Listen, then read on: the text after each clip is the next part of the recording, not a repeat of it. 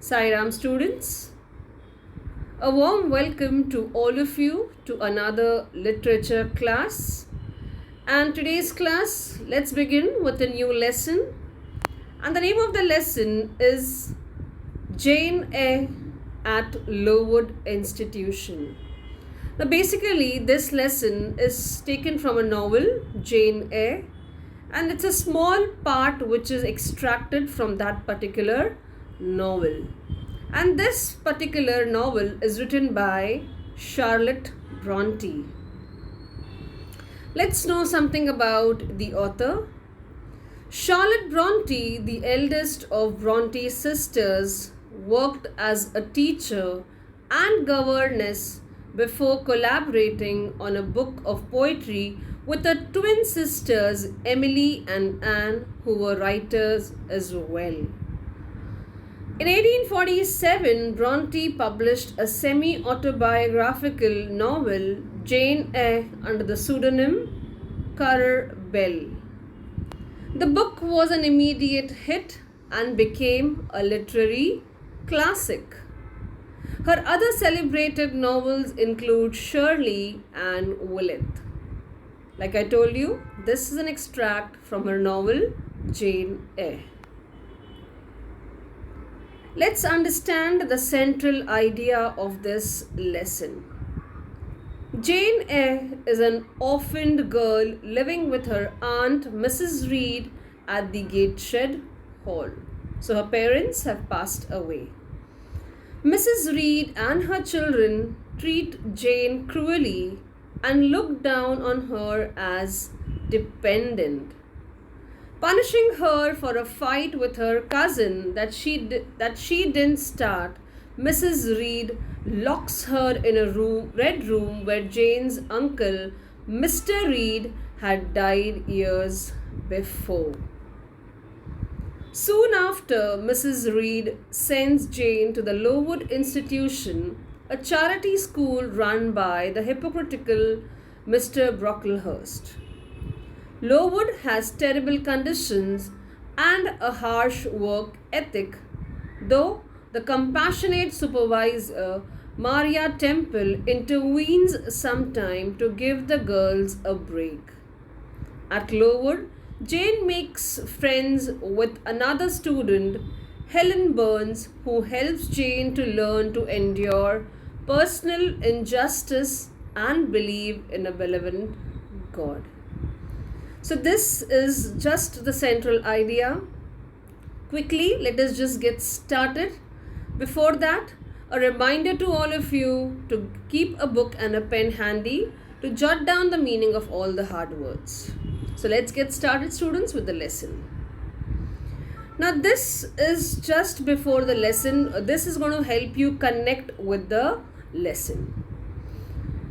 With my sister and her husband dead, we must look after their child. So this is basically a conversation happening between Mr. and Mrs. Reeds. Okay, so he says that now that my sister has passed away, my sister and her husband both have passed away, it is our responsibility to take care of their child. And who is this child? It is Jane. Promise me to raise Jane Eyre as one of our own children. So, like you know, this uncle, Mr. Reed, he passed away. But before he dies, he takes a promise from Mrs. Reed, okay, that she will treat Jane as, their own, as her own child. And she also says, I will. Jane was mistreated by her callous aunt, Mrs. Reed. She was excluded from every enjoyment in the family. So this lady, okay, though she promised, she mistreated Jane. Okay, and she was a callous aunt. What do you understand by callous aunt? Callous is insensitive or emotionally hardened. She was never a part of any enjoyment. Okay, if there was any party in the family, She was never a part of that enjoyment. One day, Mrs. Reed decides to send Jane to Lowood Institution. It was a charity school run by Mr. Brocklehurst. So she decides to send Jane to a charity school. Charity school is, where basically you need not pay anything. Okay, so here she is introducing Jane to Mr. Brocklehurst. She says, "This is the girl." So here we can see Mrs. Reed, she's introducing Jane to Mr. Brocklehurst.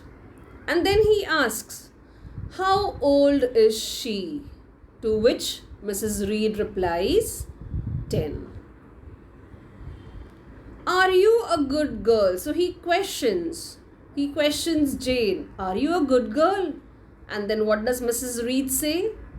"The less said about that, the better." So she says, don't ask about that. Okay, the less we speak about it, the more better, the better it is. "I couldn't have found a school more suitable for Jane." Indeed, madam. So Mrs. Reed, she says that, she couldn't have found, a suitable school for Jane. And then Mr. Brocklehurst also agrees to it. "Jane has a tendency to deceive. She must be closely watched.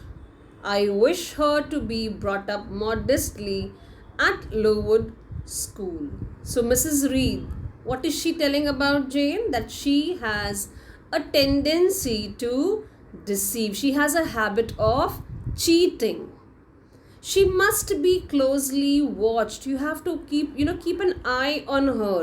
And then she says that I wish that this girl is brought up modestly, in a very decent way, in this institution. To which Mr. Brocklehurst replies, "She will be brought up just as you ask." Okay, she'll be brought up the way you want her to be. One day, Mr. Brocklehurst visits Lowood School. "Oh, why is he here?" So there is one girl saying, as soon as she looks at Mr. Brocklehurst, she says, "Why is he here? What has he come here for?"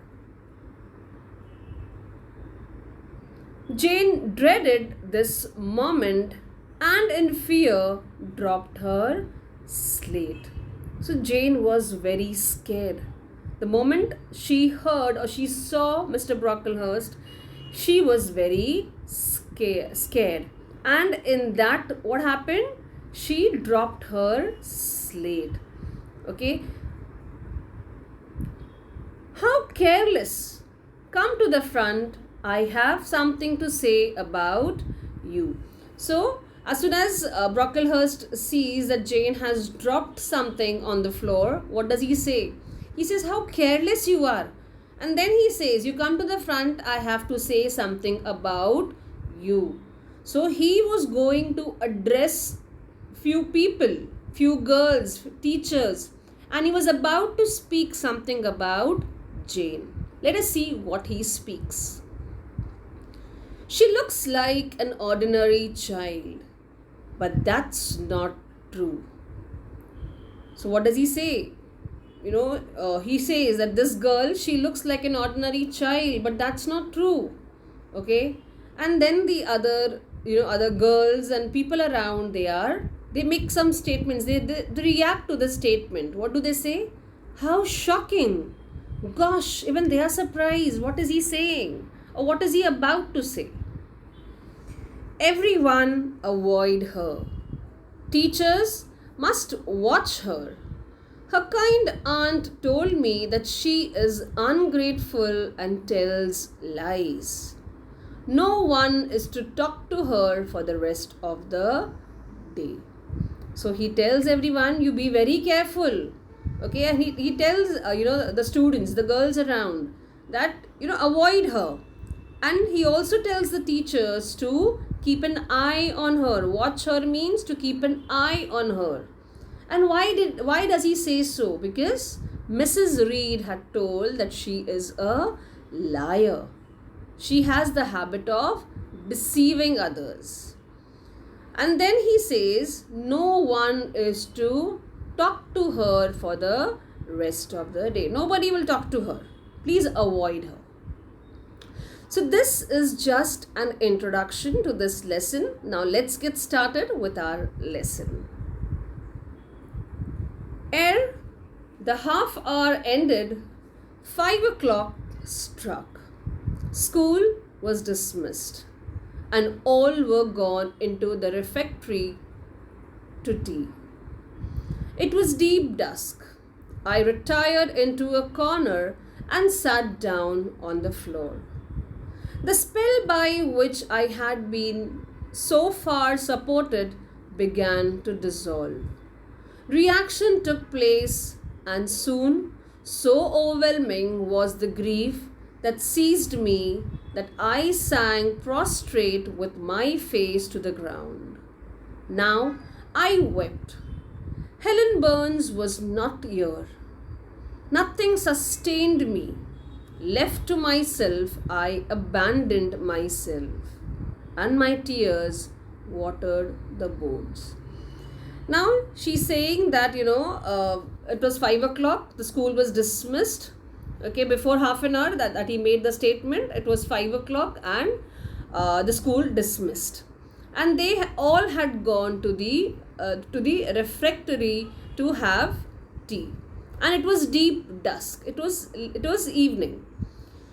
She says that she retired into a corner and sat down on the floor. She retired means she went to a corner and she sat down on the floor.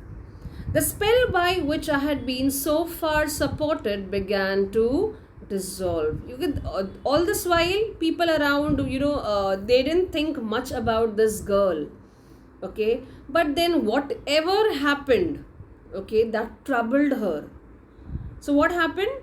Reaction took place, and soon, so overwhelming was the grief, people started reacting to the statement that Mr. Brocklehurst made, and she was so sad. Who was sad? Jane was very sad, and soon, so overwhelming is great. The grief was so much, she was so sad. What happened? That she sank prostrate. Prostrate is lying flat with one's face down. Okay, she lied down on the ground, and then she was crying. Helen Burns was not here.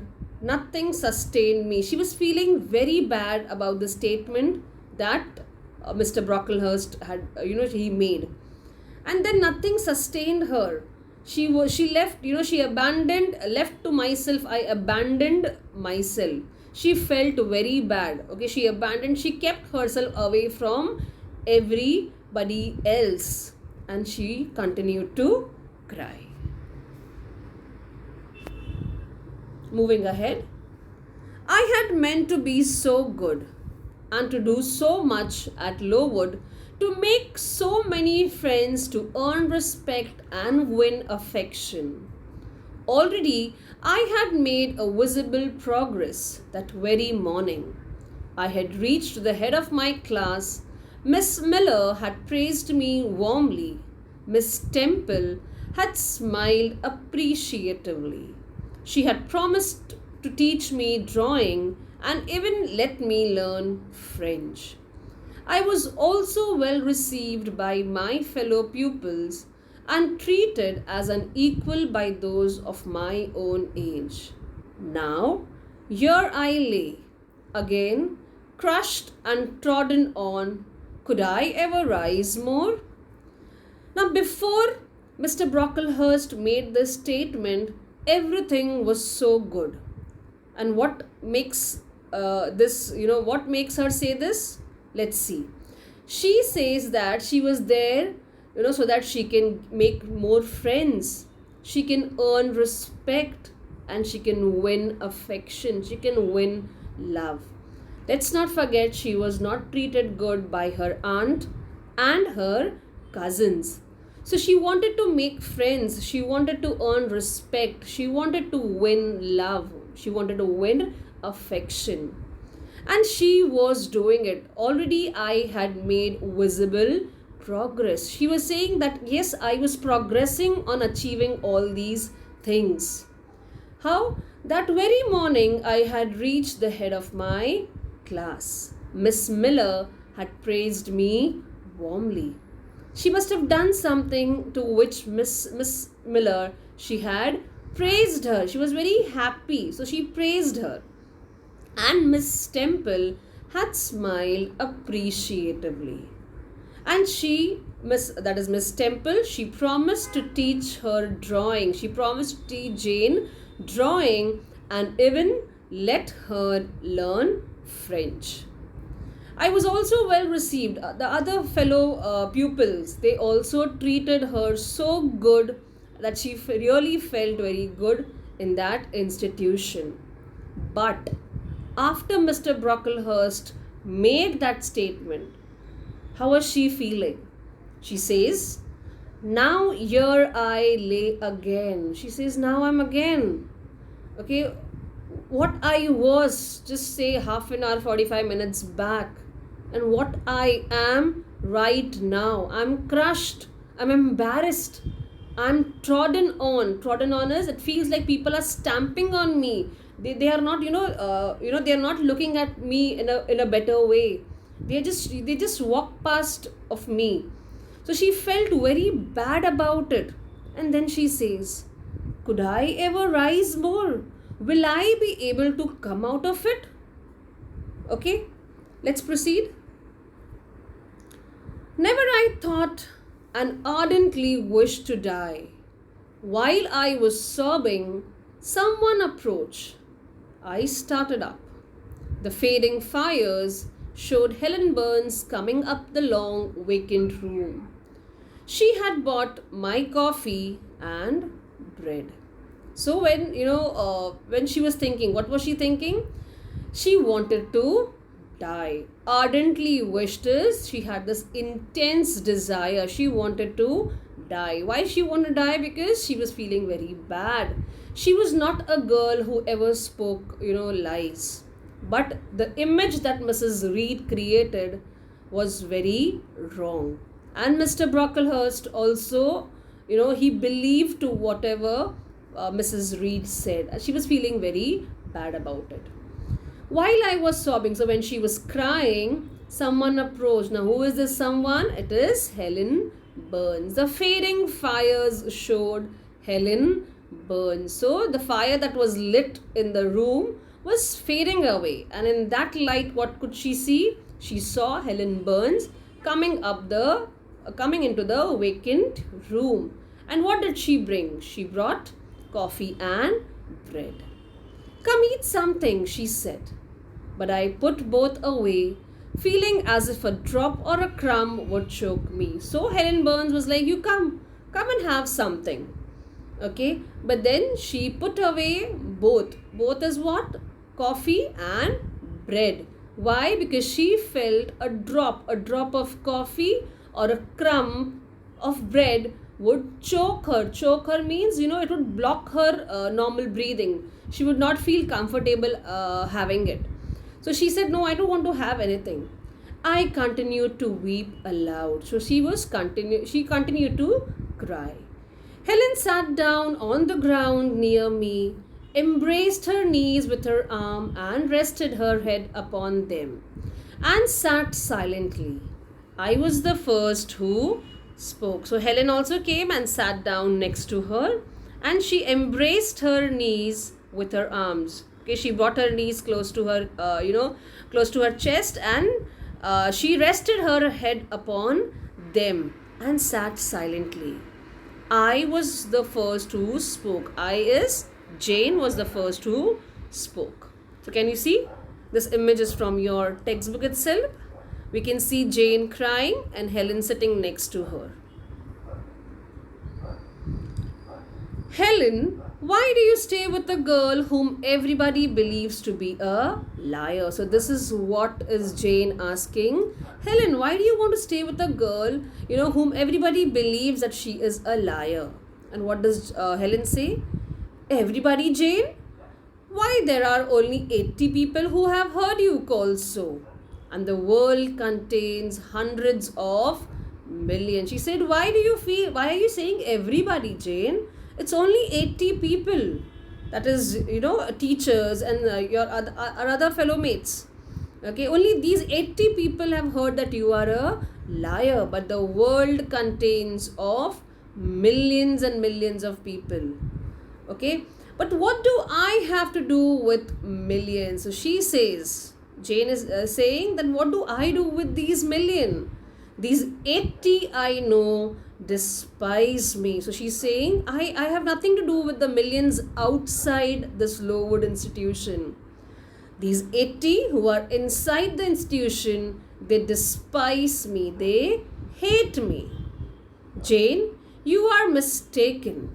Probably not one in the school either despises or dislikes you. Many, I am sure, pity you much. So she says, Jane, I think you're mistaken. Probably not even a single person, not even a single student or a teacher either hates you or dislikes you. But I'm sure many of them pity you.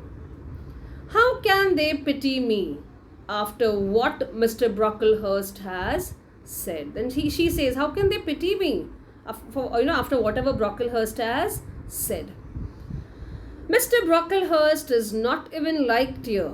Had he treated you as a special favorite, you would have found enemies declared or covert all around you. As it is, the greater number would offer you sympathy if they had dared. Teachers and pupils may look coldly at you for a day or two, but friendly feelings are concealed in their hearts. And if you persevere in doing well, these feelings will ere long appear much more evidently, especially after their temporary suspension. Besides, Jane, she paused. Then she says, now she's trying to, console Jane. She says, Mr. Brocklehurst is not even liked her. Nobody likes Mr. Brocklehurst. And had he treated you as his favorite, okay, you would have found enemies. Okay, declared or covert. Covert is they would not openly show you their hatred. Okay, all around you. As it is, the greater number would offer you sympathy if they dared. If they dared, they would have shown sympathy. But all of them are very scared of Mr. Brocklehurst. Teachers and pupils may look coldly at you. They will look, coldly means they may think something wrong about you only for a day or two. But in their heart, they have this friendly feeling for you. And if you persevere is if you continue in doing well. Doing well means if you're doing well in the institution, in your education and other things, these feelings will err. Err is before, these feelings will disappear. Okay?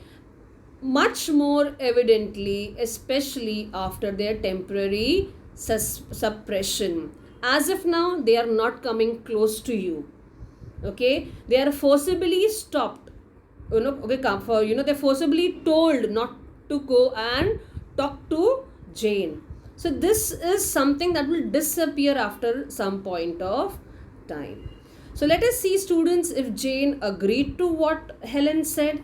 Now this we will see in our next class. What will you do? You will read the lesson carefully. You will write down the meaning and the hard words meaning of the hard words in your book, and I will see you very soon in our next class. You will take care of yourself. Sai Ram and bye-bye.